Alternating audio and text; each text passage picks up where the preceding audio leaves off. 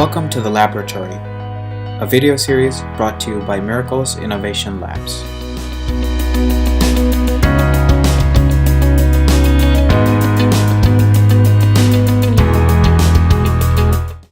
Hi, and welcome to the Laboratory video series. This is Chanakya Lokam from Miracles Innovation Labs, and today we'll be talking a bit about Microsoft's bot framework, how you can use bots for a lot of operational automation tasks internally in your organizations, and we'll also talk a bit about a use case that we built around how you can create a bot for resetting users' passwords in Active Directory.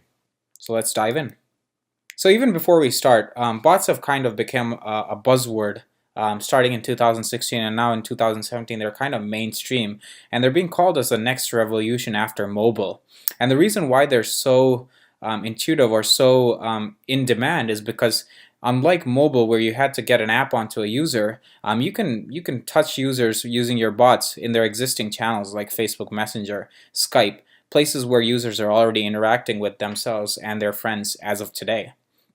Conversation bots can solve a multitude of different problems, a multitude of different interaction mechanisms with organizations. Some of them could be automated service agents, which could help you out with booking a flight ticket.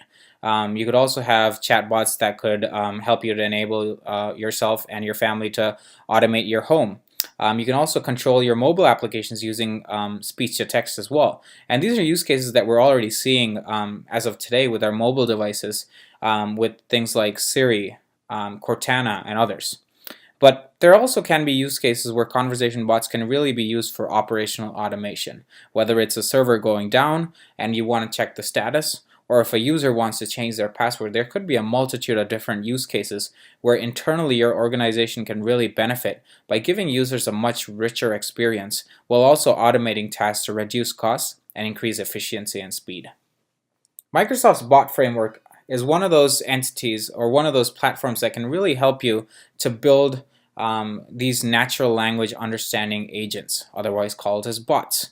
So it's a very, very robust platform. It allows you to create bots that can understand natural language, and they can interact with their users in channels that they're already existed in, like Facebook, Slack, Skype, and others that we were talking about. So the Microsoft bot framework comes along with three main components.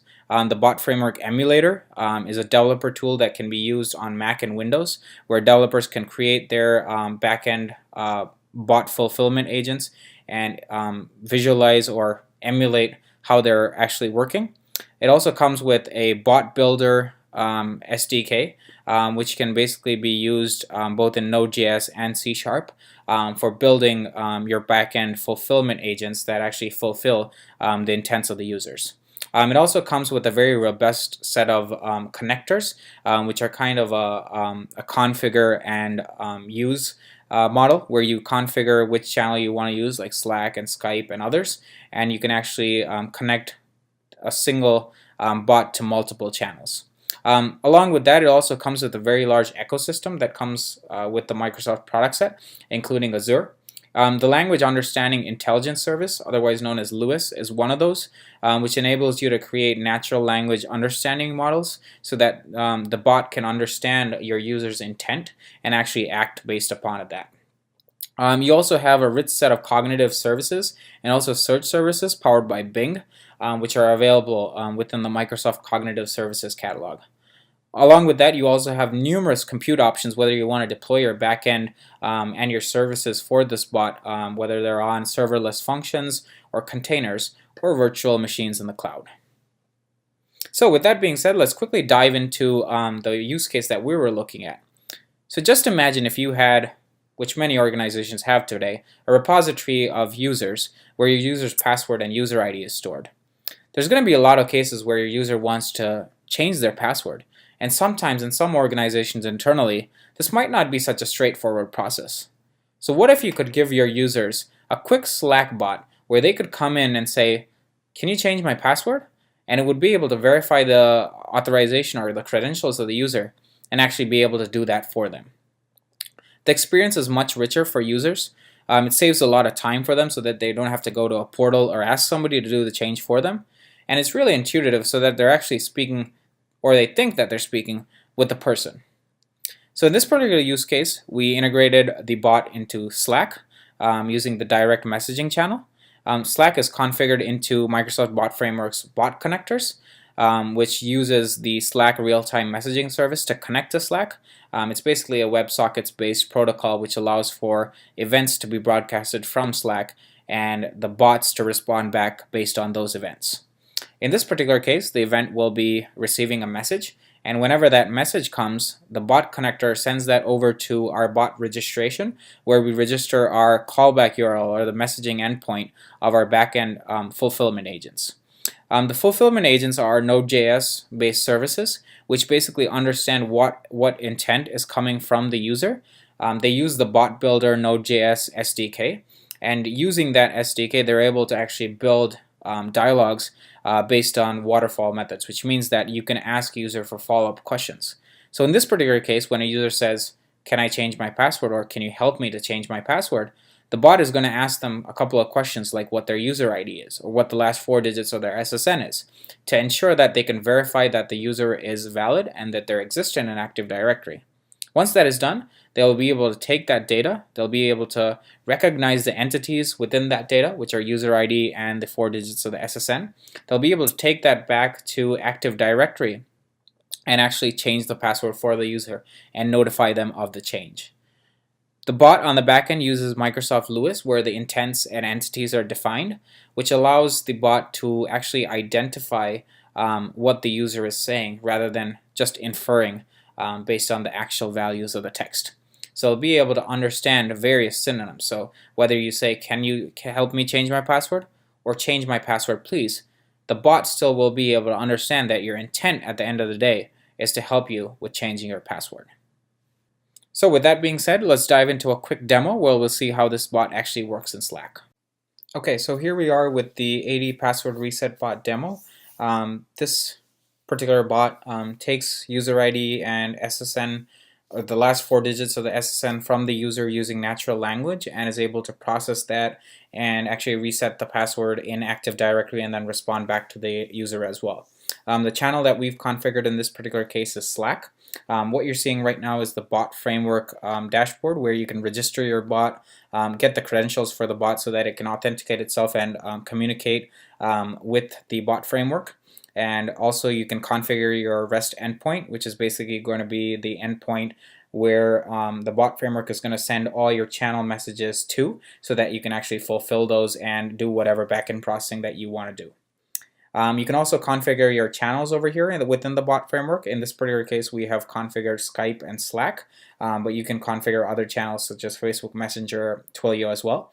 And you also have an option to kind of test out your bot before you actually publish it to a channel. So to add natural language understanding to our bot, we used Lewis, which is the language understanding intelligent service from Microsoft Cognitive Services. And you basically define your intents and entities within the service. You can see we have intent.capabilities, intent.changePassword, and so on, which we use to actually identify what the user wants. And entities are basically used to extract the details from the bot. So I can go over to the train and test page where you actually train your bot. And you can also test whether the intents are working or not. So I can say hello, and you can see that the intent is intent.greetings. I can say stuff like my user ID is plocum, and I'll actually be able to extract the entity saying that it's user ID and that the intent was to get the user ID. So you can do stuff like that and test it out over here as well, just to make sure that your natural language understanding is working up to the expectation of your application. So we have Node.js running on the left-hand side over here, which is our backend fulfillment service that is taking the data from the bot channel, which is Slack in this case, and is processing that, identifying the intents using Lewis, and responding back accordingly to the user, whether it's a follow-up prompt or a final message that it's trying to send back to the user. We're using ng-roke in this particular case to tunnel our application, since it has to be publicly available for the bot framework to be able to call. Okay, so let's go ahead into Slack and check out how the bot actually works. As you can see, I have the AD bot user right over here as if it's another user within our organization, and I'll be able to chat with it using direct messaging as if any other user would be able to use the same bot at the same time and maintain their own sessions and be able to be able to converse with this bot that we have. So I can go ahead and say hello to the bot, and I'll say, how can I help you today? I can say, what can you do? Because I don't know what it can do. And it says I can help you reset your Active Directory password. So let's go ahead and say, sure. Help me reset my password. And I'll kick off a dialog flow asking my user ID, and I can say my user ID is clocum. And the reason why I'm specifically specifying my user ID as clocum is because it'll be able to extract the entity, which is clocum, as a user ID. And I'll show that to you in a moment. So I'll go ahead and say 1010 as the last 4 digits of the SSN. And we can also, you can see that the entity user ID was extracted as clocum and the digits were 1010. I can also redo the entire dialog flow by clicking on no. So asking what is my user ID once again. This time I'll just say clocum, and you can see that the effect will be the same as previously. And you can say it says you have entered your user ID as clocum and the last 4 digits of your SSN are 1010. So I'll go ahead and say yes this time. And I'll be able to reset my password. It says your new password is so-and-so. This is actually being integrated into Active Directory. So that password is being reset in Active Directory and coming from there. And it says, is there anything else I need help with? I'll say I need to reset my password. Once again, reason being I want to show the failure case as well. So we'll give some user that's not available, like thing. And I'll say 1234 as the SSN. And say yes.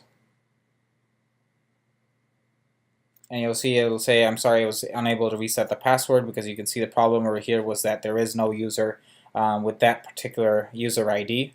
So it was not able to process the actual need. So I can say, no, I'm good. I'll say, have a great day, and I can say, thank you. I'll say, you're welcome. So basically the bot will be able to understand all these different natural language intents that the user has. It's not just basic commands. You don't have to give a very specific command. You can talk very freely with it. Different people have different ways of asking the bot what they want it to do. So that really, the natural language understanding really enables people to converse freely as if they were conversing with the person.